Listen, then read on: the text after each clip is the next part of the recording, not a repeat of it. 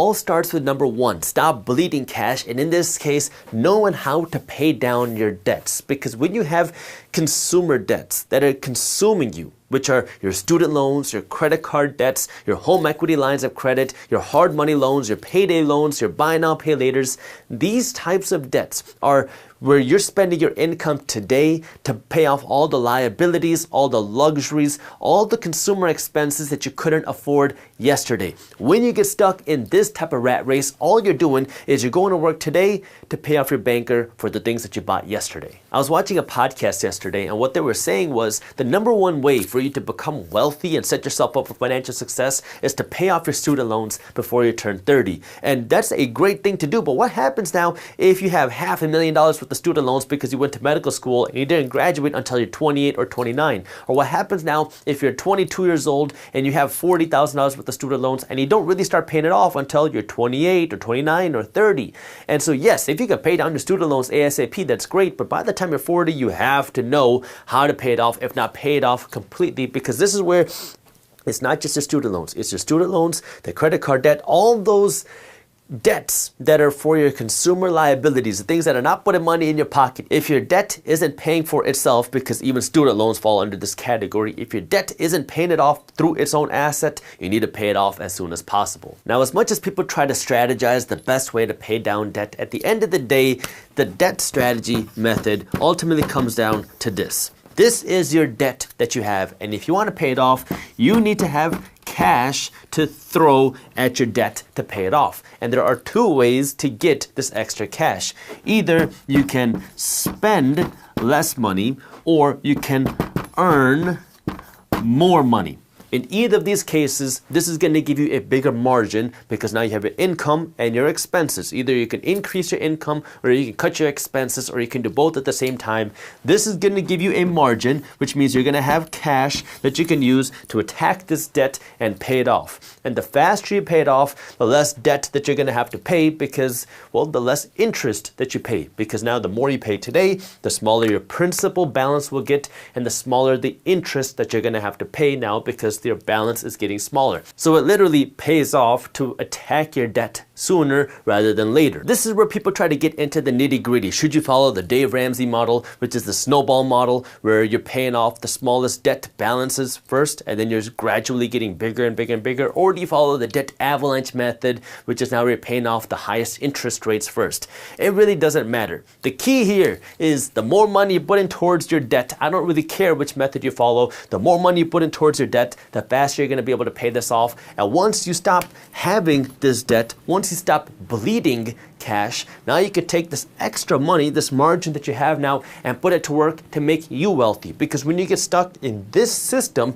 of constantly just having all of your money going out to pay your banker's the one that's getting rich, but you are now working to keep your banker rich. So you want to pay this off as fast as possible, that way you can use your money to make yourself rich. The second money habit that you have to master if you want to become wealthy is you have to know how do you spend the money that you have. Because we live in a society where you don't have to be able to afford something to be able to buy it, because you can buy pretty much whatever you want thanks to the help of credit cards and lines of credit and buy now, pay later.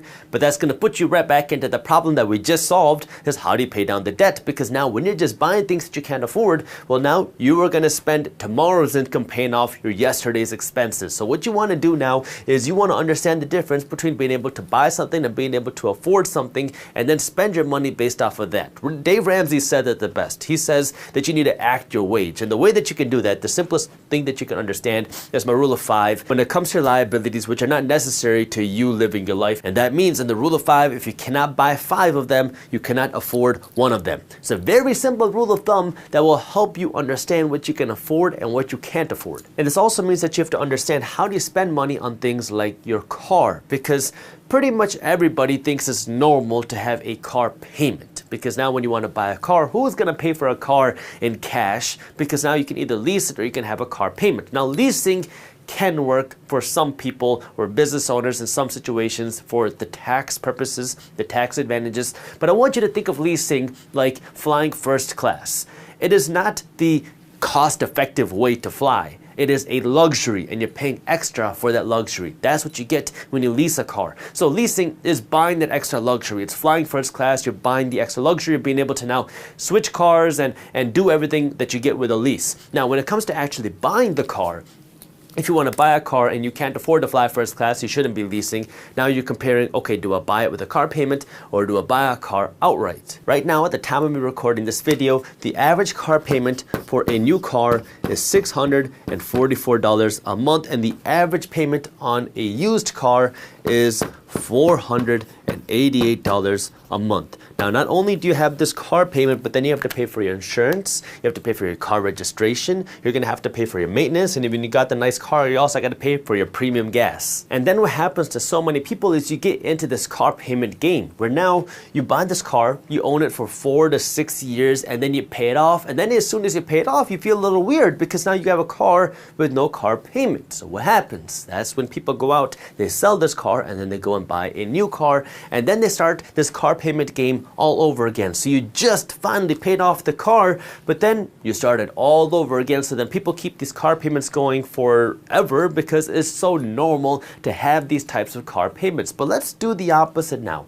What if instead of having a car payment, your car payment was going to invest in you? That way you can become wealthy. So let's just assume now that you took $550 a month and you, instead of buying a car, you use this money to buy you investments, whether it's on the stock market, maybe you're building up a real estate fund, because now with real estate crowdfunding, you can invest $500 a month, but you're investing $550 a month and you would get just a 7% average return on your money. And you do this from the time you turn 21, which is when many people start this car payment game. And you do this until you retire. And you don't increase the amount of money that you're investing every month, even though your car payments are probably going to go up every 5 or 6 years because you're going to keep buying more and more expensive cars. But I'm going to assume now that you're only going to pay $550 a month into your investment portfolio every month from 21 until retirement. Well, if you do that for 45 years, guess what? You're going to have a retirement portfolio of over $2 million. Versus if you just pay this $500-600 a month for your car every single month, after you get to retirement age, guess what? You're going to have a car worth next to nothing. Cars lose value each and every day. Sure, maybe your car, if you have a nice car, will be worth $20,000, $30,000, $40,000, maybe 50 grand. But that's not $2 million, because here you're buying assets. Here you're investing this money into yourself to buy an asset. Here you're taking this cash and you're paying interest on it to buy a depreciating liability, something that's dropping value each and every day, and then you're paying interest to the bank on top of that. Now you might be saying, but Jaspreet, I need a car to get to and from work. Yeah, you're right. But do you really need a $40,000 or $50,000 or $60,000 car? I like nice cars. I want you to have a nice car. But the thing that I want you to understand is that your car is a liability. It's not making you any money. I still today drive a car that's worth about $500. Actually, 2 days ago, I got a call from my homeowner association because my car, it doesn't have a bumper on it anymore. And they called me and they said, hey, we got a couple of complaints from your neighbors saying that there's a black car in your driveway that's an unusable car that's just sitting there because they thought that it was a junk car sitting in my driveway, and they said that I should put my car into a storage unit. And I said, excuse me, well, this car takes me to my office every single day. I've been in California for a little while, so I guess that's probably why they were getting these complaints. But I drive my car to work every day and it takes me everywhere. And yeah, while I don't have a bumper, everything else is working. Now look, I make a good income, and yeah, I probably will buy a very nice car someday.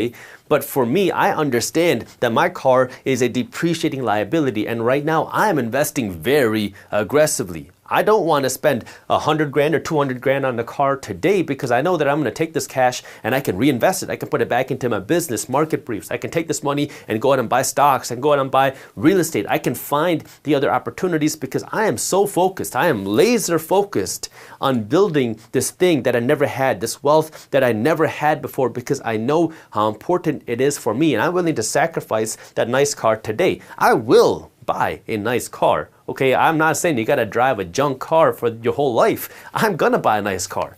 But I understand how it plays a part in my life, because I understand the difference between an asset and a liability. If you enjoyed this shorter clip from our longer videos, here's another clip that I think you'll love. And while you're at it, if you're interested in learning more about how to invest your money in real estate, our team put together an amazing guide on real estate investing. This guide goes over what real estate investing is, how to start using real estate to generate cash flow, and how to build wealth with real estate. This guide is completely free when you sign up for our daily newsletter. So if you want to read our guide on how to start investing your money in real estate, you can download that guide just by clicking that button right over there. Thank you for watching, and as always, keep hustling.